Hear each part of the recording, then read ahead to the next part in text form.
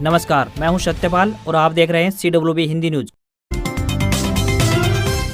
शक संवत 1945, विक्रम संवत 2080। आज चैत्र मास के कृष्ण पक्ष की द्वितीय तिथि और दिन बुधवार है।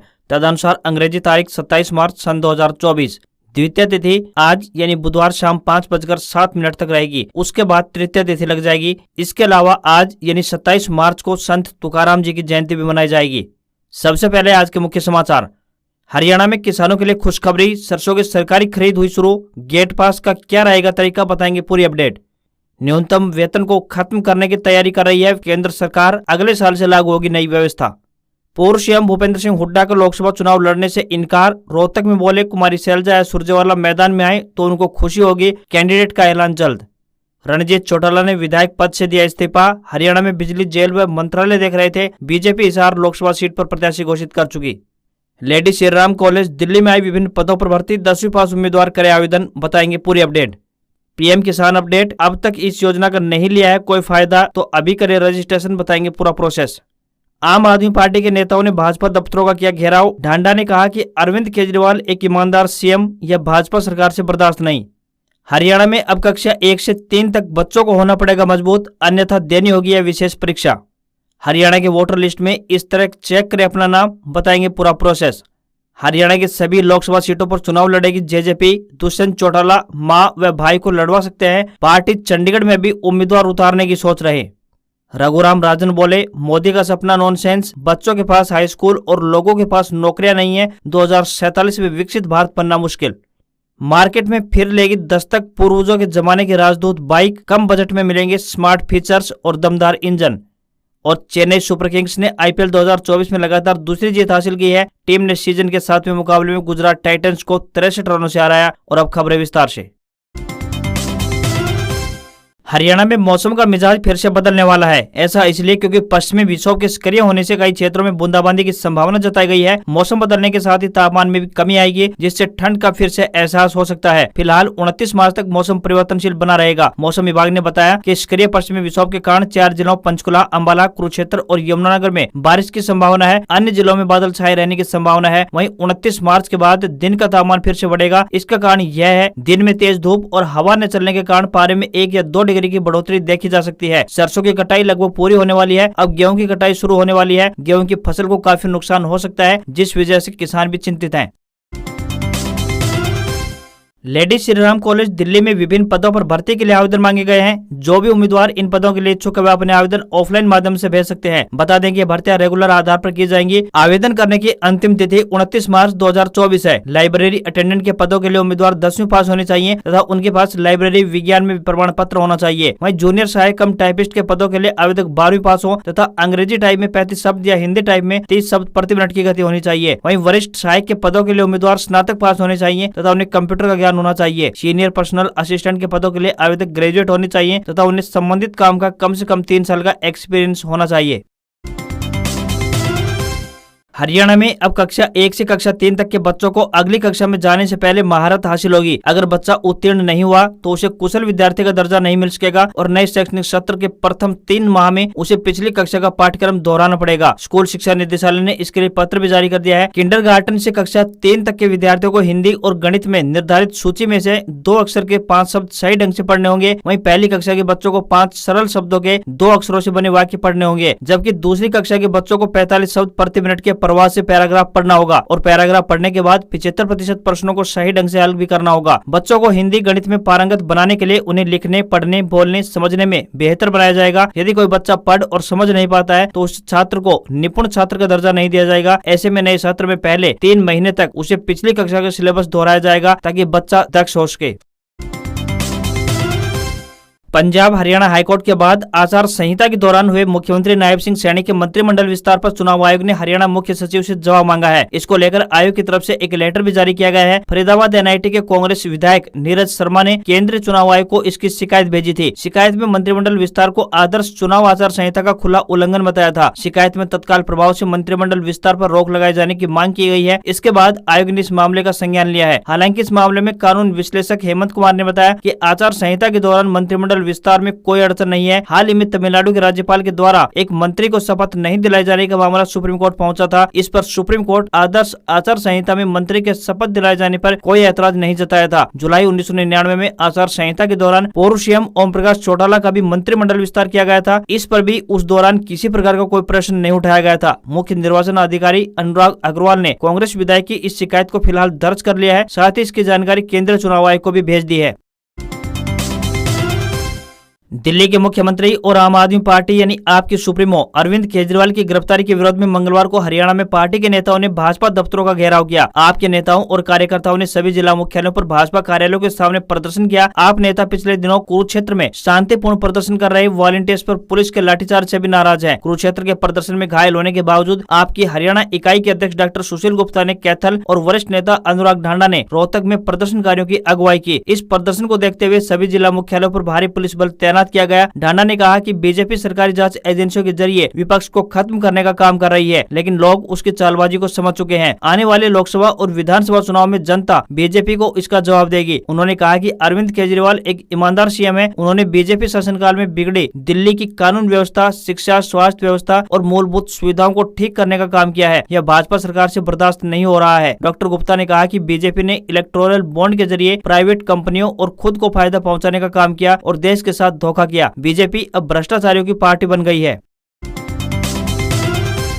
केंद्र सरकार की तरफ से देश में न्यूनतम वेतन यानी मिनिमम वेज की व्यवस्था खत्म करने की तैयारी की जा रही है। इसके स्थान पर अगले वर्ष से देश में जीवन यापन वेतन यानी लिविंग वेज की व्यवस्था लागू करने की योजना बनाई जा रही है। सूत्रों की माने तो सरकार ने इस व्यवस्था की रूपरेखा बनाने के लिए अंतर्राष्ट्रीय श्रम संगठन यानी ILO से तकनीकी सहायता की मांग की है। लिविंग वेज वह न्यूनतम आय होती है जिससे कि कोई मजदूर अपनी बुनियादी जरूरतों को पूरा कर सकता है। इसमें आवास, भोजन, स्वास्थ्य देखभाल, शिक्षा और कपड़े सम्मिलित होते हैं। सरकार का दावा है कि यह जीवन यापन वेतन न्यूनतम वेतन से ज्यादा होगा। एक धारणा यह भी है कि न्यूनतम वेतन को जीवन यापन वेतन में बदलने से लाखों लोगों को गरीबी से बाहर निकालने के भारत के प्रयासों को स्पीड मिलेगी।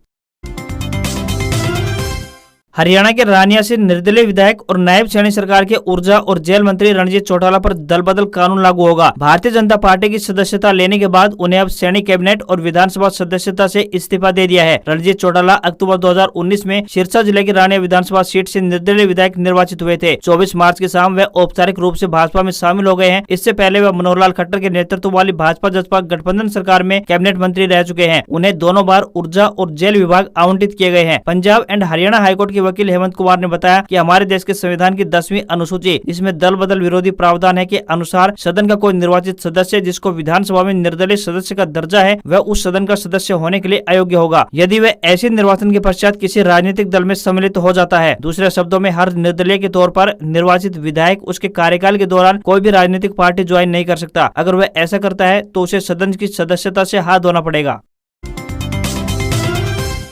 हरियाणा में किसानों के लिए अच्छी खबर सामने आई है। सूबे की अनाज मंडियों में सरसों के न्यूनतम समर्थन मूल्य यानी MSP पर सरकारी खरीद शुरू हो चुकी है। सीएम नायब सिंह सैनी ने पिछले शनिवार को घोषणा की थी कि 26 मार्च से सरसों की और 1 अप्रैल से गेहूं की सरकारी खरीद शुरू की जाएगी। रबी फसलों की सरकारी खरीद शुरू करने को लेकर पिछले दिनों हरियाणा मंत्रिमंडल की बैठक बुलाई गई थी, जिसमें मुख्यमंत्री नायब सिंह सैनी ने अधिकारियों को निर्देश दिए थे कि फसल लेकर मंडियों में पहुंचने वाले किसानों को किसी भी तरह की कोई परेशानी नहीं होनी चाहिए। बता दें कि सरसों खरीद को प्रदेश भर में 104 खरीद सेंटर बनाए गए हैं। खरीद प्रक्रिया के मुताबिक पोर्टल पर रजिस्ट्रेशन नंबर दिखाने पर ही किसानों को MSP के लिए वैध माना जाएगा। फिर कर्मचारी इसे रिकॉर्ड में जांचेगा। उसके बाद किसान को पंजीकृत मोबाइल नंबर पर एक वन टाइम पासवर्ड यानी OTP मिलेगा। OTP दिखाने के बाद किसान को गेट पास जारी कर दिया जाएगा। प्रदेश भर के 104 खरीद केंद्रों पर 5650 रुपए प्रति क्विंटल की दर से सरसों की खरीद शुरू हो गई है। सरकार ने 1 अप्रैल से 2275 रुपए प्रति क्विंटल की दर से गेहूं की खरीद के लिए 414 खरीद केंद्र बनाए हैं। सरकार ने एक किसान के लिए एक दिन में 25 क्विंटल सरसों की खरीद की सीमा तय की है। यदि किसान की उपज 25 क्विंटल से अधिक है तो उसे अगले दिन फसल खरीद के लिए लानी होगी।